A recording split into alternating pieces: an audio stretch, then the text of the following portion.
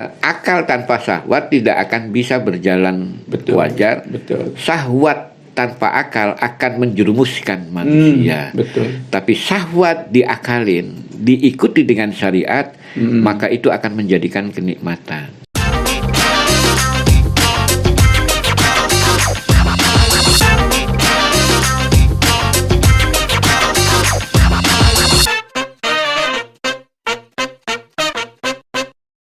Bismillahirrahmanirrahim. Assalamualaikum warahmatullahi wabarakatuh. Waalaikumsalam warahmatullahi wabarakatuh. Alhamdulillahirabbil alamin. Wa bihi nasta'inu ala umuri dunya waddin. Wassalatu wassalamu ala asyrafil anbiya'i wal mursalin. Sayyidina wa nabiyyina wa maulana Muhammadin wa ala alihi wa sahbihi ajma'in, amma ba'du. Alhamdulillah, sahabat podcast Kemenak Tangsel yang dirahmati Allah Subhanahu wa taala. Jumpa kembali dalam bincang santai Ramadan. Kali ini kita kehadiran tamu yang spesial, yakni Al-Mukarram Kiai Haji Hasan Mustafi. Beliau adalah Ketua 1 Bidang Fatwa dan Hukum Perundang-undangan Majelis Ulama Indonesia Kota Tangerang Selatan. Kita sapa beliau terlebih dahulu. Assalamualaikum Kiai.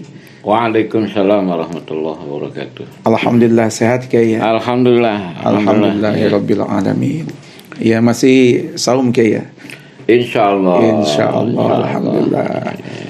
Enggak ada gangguan, halangan Kiai ya saum Ramadan tahun ini? Mungkin yang pas itu nggak merasa terganggu. Oh, nggak merasa terganggu. Iya kalimatnya. Ya, Masya Allah. Iya baik. Baik sobat podcast Kemenak Tangsel yang berbahagia, kita akan berbincang dengan narasumber. Ini agak sedikit lumayan berat juga ini judul yang akan disampaikan nanti.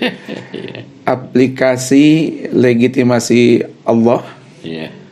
Yang nanti kita akan coba kaji dan kita gali dari narasumber untuk ya mempersingkat waktu Kiai, karena kondisi perut juga ini udah lumayan ini. Siap. Mari kita simak dan kita dengarkan dengan seksama penyampaian beliau. Silakan Kiai. Ya, jadi gini Pak Ustadz ini melanjutkan yang lalu ya, tentang Ramadan dan legitimasi Allah. Jadi, artinya Ramadan itu bulan di mana Allah memberikan keleluasaan untuk mengekspresikan prinsip-prinsip ubudiyah kita, ibadah kita kepada Allah, agar Allah mengakui kita sebagai hambanya yang sebenarnya. Karena pengakuan Allah itu pertama secara makhluk ya intirori ya.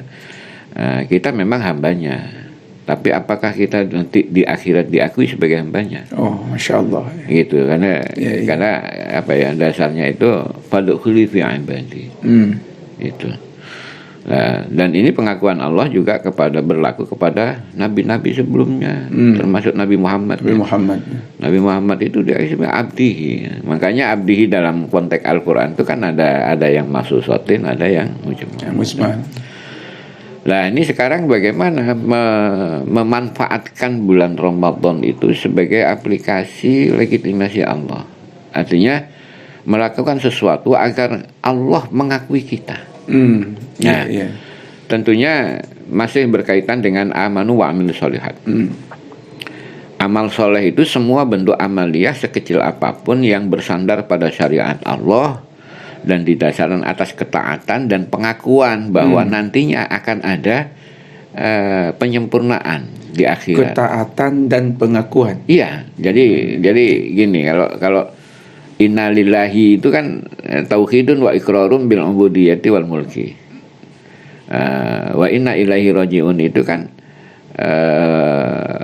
iqrarun gitu kan, bil halqi ala anfusina wal ba'si min kuburina wal yakinu anna rujuu al amru kulluhu ilaih. Artinya itu proses. Kita tidak akan sampai di akhirat kecuali kita mati, dibangkitkan, baru ada amaliyah itu fa amman taqulat mawazinuhu.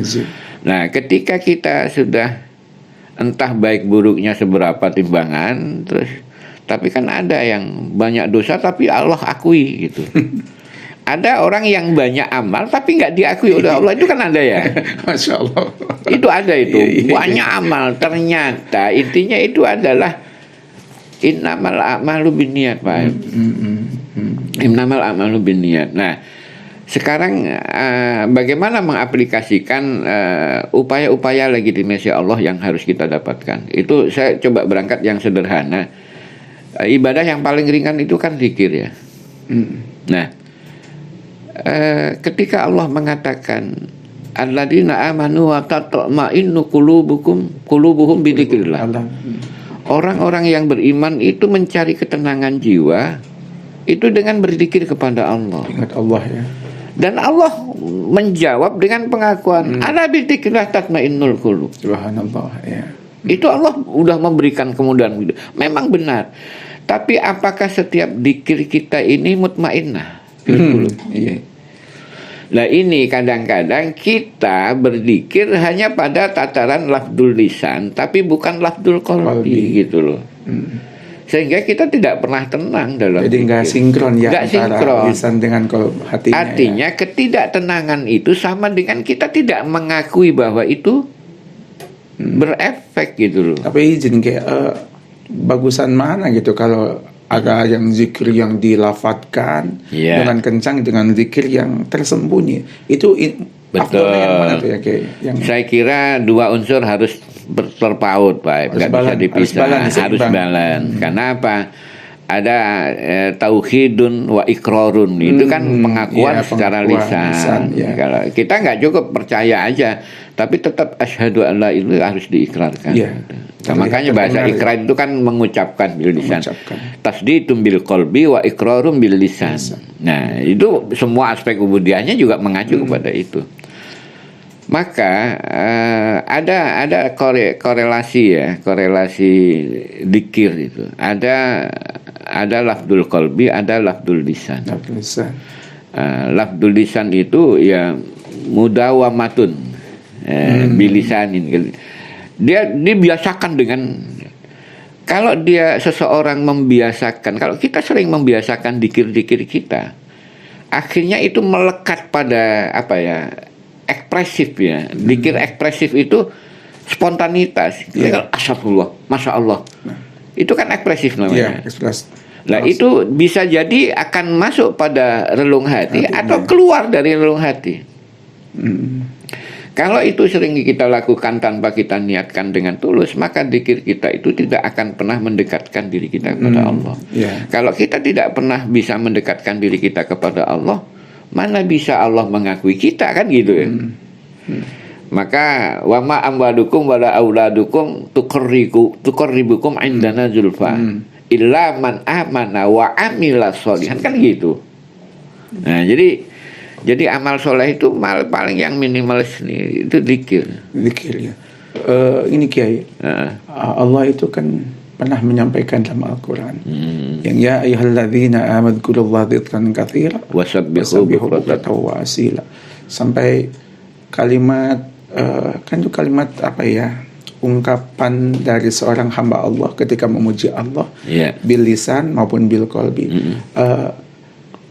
Ada enggak gitu trik-trik atau kiat-kiat cara berzikir kepada Allah yang mungkin bisa secara pribadi atau kejamahan itu bisa langsung terasa dampaknya gitu kayak apa tuh kira-kira?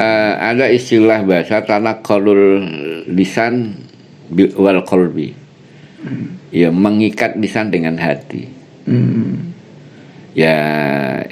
Ya itu akan terbawa kebiasaan zikir yang tidak ada interaksi dengan hati itu kan di sholat juga sering kita terjadi. Iya kan? Iya. Dan nyatanya kita sendiri lemah memang. Makanya innamal a'malu binniyat itu Imam Syafi'i itu istighdharun niyah. Istighdharun niyah. Iya. Apa ya? Fi kulli arkan gitu kan. Setiap rukun itu niatkan. Karena sering kita ini Subhana rabbiyal azimi wa bihamdi subhana rabbiyal a'la wa bihamdi. Lisan kita fasih, tapi hati kita enggak. Iya, kemana-mana gitu ya. Mikirin rumah, mikirin istri, anak. Bahkan sampai sujud rukuknya Nabi itu kan bacaannya panjang juga kan. Ya, lama. Iya, Allah malaka roka'tu wa bika amantu ada kan. Tapi pikiran kemana ini yang sehingga Allah tidak mau mengakui kita, dan memang zikir kita dicatat oleh Allah. Tapi Allah ridho dan enggak. Kan itu ayat selanjutnya kan gini, huwallazi yusolli alaikum wa malaikatuhu. Iya toh? Iya. Nah, betul.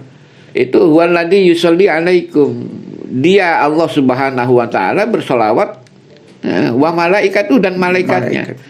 Lah Ibnu Abbas radhiyallahu anhu itu kan salatullahi ala abdihi yubarikun Allah ala abdihi bi rahmatihi wa maghfiratihi wa ridwanihi. Nah, artinya yaitu kerelaan Allah mau mengakui amaliyahnya itu sebagai amal untuknya gitu. Ini amal bukan untukku ini. Karena kita sudah bilang iya karena budu. Oh iya. Iya. Terus kalau kita minta tolong juga nggak kena Allah kepada Allah, itu kan nggak ngakuin Allah gitu loh. Iya. Kan banyak gitu dia. Iya. Tadi yang pakai sama huwallazi yusalli itu kalimatnya bisa nggak diawali dengan yang innallaha wa malaikatahu apa tuh? Yang Al-Ahzab itu. Innallaha wa malaikatahu yusalluna 'alan nabi. Iya. Itu ya ayyuhalladzina itu standarnya kan salatullahi 'alan nabi Muhammadin ay yubarikunallaha 'ala Muhammadin bi rahmatihi wa ridwanihi. Nah, udah nggak makfirah karena udah tuntas gitu kan. Karena Allah sudah mengakui abdi itu. Muhammad itu abdi gitu. Kita belum tentu. Pengakuan legitimasi Allah. Nah, itu Allah langsung ridho lah. Keridhoan Allah itu yang paling hebat, itu sampai berhadapan langsung. Jadi sholawat Allah kepada Nabi itu adalah kerelaan Allah memberikan semua potensi kekuasaannya. Nah, berkenaan dengan sholawat itu, sholawat itu kan juga bagian dari zikir ya. Iya. Zikir ya. Bahkan ada yang mengatakan bahwa kalau engkau tidak bisa mengungkapkan kalimat-kalimat zikir yang tertentu, maka cukuplah dengan sholawat gitu kepada Nabi. Rahasianya begini, Pak. Ketika kita bersolawat, bacanya apa? Allahumma sholli ala Muhammadin. Ya Allah, Allah Muhammad. Ya Allah, ketauhidan Allah, ikrar kepada Allah bahwa Allah yang melimpahkan rahmat. Dan Allah menciptakan Muhammad sebagai rahmatan lil alamin. Otomatis Pak, dengan solawat itu udah ya. Kalau kata orang Jawa ngangsu ya. Udah ngangsu. Iya. Ngangsu itu udah mewakili apa ya. Dan saya kira sholawat itu ada zikir yang 3 dimensi, kepada Nabi nyambung, kepada Allah nyambung banget. Dua-duanya usul ya. Betul. Masya Allah. Gitu. Iya. Jadi itu sangat bagus. Ya, Allah itu kan memerintahkan kita berzikir kepada Allah. Tidak dengan ungkapan zikir kamu harus begini, zikir kamu harus begitu. Kebebasan berzikir pada Allah itu tidak dibatasi oleh ruang, waktu, gerak dan sebagainya. Betul. Artinya aspek lisaniyah, qalbiyah, fi'liyah, maliyah. Karena sedekah itu juga zikir, zakat itu zikir gitu kan. Cuman zikir bil fi'li, bil mal kan gitu. Jadi memang Masya Allah, kalau ingat itu Ramadan itu sudah ladang. Mazra'atul akhirah kan gitu. Itu mau nanam apa bisanya kita. Iya betul ya. Jadi ladangnya sudah tersedia yang Ramadan, pohonannya sudah Allah siapkan, tinggal pupuknya yang harus kita. Yaitu pemupukan itu adalah pengakuan hati dan lisan. Masya Allah. Itu jadi mudawamul ladhi mu'aqqadun lil qalbi kan. Apa namanya? Ya, mendawamkan lafaz tapi juga menguatkan di dalam suatu hal yang dibiasakan akan tertanam di hati ya. Nah, akhirnya kan idza dzukirallah wajilat qulubuhum. Subhanallah ya. Gitu. Wa idza tuliyat ayatihi zadatuhum imanan. Lah kita ndak nambah-nambah karena kita kurang ngakuin Allah. Ya, jadi selama ini kita mengaku diakui, padahal belum pasti diakui oleh Allah ya. Ngerasa diakui padahal kita gak ngakuin gitu. Allah karim. Ini kalimat tinggi ini. Nah, ya enggak sih kalau diaplikasikan sudah. Masya Allah. Cuma bahasa. Iya. Dalam beberapa keterangan kitab itu Allah perintahkan kita sebagaimana tadi di awal untuk berzikir sebanyak-banyaknya pada Allah Subhanahu wa taala. Ya. Dan Ramadan ini adalah bagian yang tak terpisahkan dari proses ya sebagaimana pakai sampaikan tadi, kita ngakuin Allah dan mudah-mudahan Allah ngakuin kita. Betul, gitu kan. Betul. Nah, ada nggak Kiai semacam apa ya, zikir tertentu Ramadan yang memang itu pernah diamalkan Nabi, sampaikan para kiai, para guru kepada kita gitu. Yang selama ini kan ada kalimat la ilaha illa anta subhanaka selanjutnya. Nah, pengalaman pribadi nih Kiai, kira-kira gitu amalan yang istimewa itu apa gitu? Selain Al-Qur'an jelas Kiai. Iya. Ada kalimat yang sederhana, tetapi itu kembali kepada pengakuan kita ya. Allahumma innaka afuwwun tuhibbul afwa fa'fu anna. Itu bukan jangan-jangan dilihat dari pendeknya kata, tapi sebenarnya berawal dari situlah pengakuan Allah. Kita ini nggak pernah lepas dari keburukan, Pak. Iya. Jadi kenapa Rasulullah itu sebaik-baiknya zikir di bulan Ramadan, Allahumma innaka afuwwun karim tuhibbul afwa fa'fu anna. Kita berbuat salah kepada seseorang, kita berbuat salah kepada Allah. Salahnya kita kepada Allah sekecil-kecilnya kurang mengakui aspek ibadah kita yang kita lakukan selama ini kepada Allah. Memang lisannya lillahi ta'ala hanifan musliman. Tapi ternyata jam saya ketinggalan di situ. Masya Allah. Iya itu. Nah, terus kita mengakui tentang adanya kesalahan itu. Nah, kenapa? Tidak mungkin Allah menjadikan bagi kita syariat kalau tidak ada potensi dasar itu. Gitu, kalau Allah mau ya sudah takwa aja semua kan. Iya. Dan itu pernah dibuktikan pada zaman Nabi Sulaiman. Nabi Sulaiman itu kata melihat kenapa masjid sepi, semuanya terpengaruh dengan nafsu untuk berdagang ini ya. Akhirnya Nabi Sulaiman, ya Allah coba hilangkan nafsu itu, hubus syahwah itu nggak ada yang ke pasar. Semuanya di masjid ya. Karena nyari keridhaan Allah. Akhirnya perdagangan ambruk, ekonomi ambruk, semuanya termasuk Nabi Sulaiman itu kan dia pengrajin. Akhirnya nggak laku. Kenapa dibawa balik? Nggak ada yang ke pasar, semuanya di masjid. Kalau begitu antara syahwat dan akal itu anugerah Allah kepada manusia. Iya, anugerah Allah. Tinggal kita memanage ya, mengkondisikan gitu loh. Kalau kita punya syahwat, tidak punya. Nah, maksudnya sebenarnya inti dari kalau aplikasi itu. Akal tanpa syahwat tidak akan bisa berjalan wajar. Betul. Syahwat tanpa akal akan menjerumuskan manusia. Betul. Tapi syahwat diakalin, diikuti dengan syariat, maka itu akan menjadikan kenikmatan. Subhanallah. Iya. Orang banyak kepingin nikmat hanya sebatas lahiriah, duniawiyah ya. Betul. Banyak. Tetapi belum tentu itu nikmat yang diberkahi oleh Allah.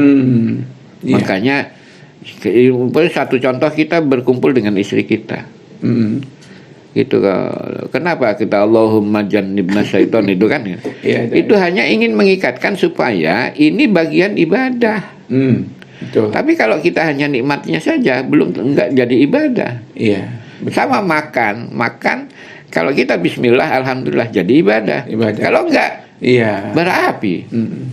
Jadi gitu. Jadi itu keterpaduan antara akal dengan nafsu. Betul. Gitu loh.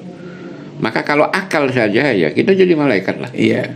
Manusia dikasih Iya, nafsu, nggak dikasih akal, maka seperti hewan ya. Iya. Manusia dikasih Akal tanpa akal nafsu. tanpa nafsu, Malaikat. juga malaikat. Malaikat. Jadi Masya Allah, tabarakallah, Allah Ta'ala. Itu rahmat. Nafsu itu rahmat. Rahmatnya Allah. Betul Jadi itu. nafsu itu nggak perlu dihilangkan, tapi di-manage ya. Dan lebih lagi rahmat di Ramadan.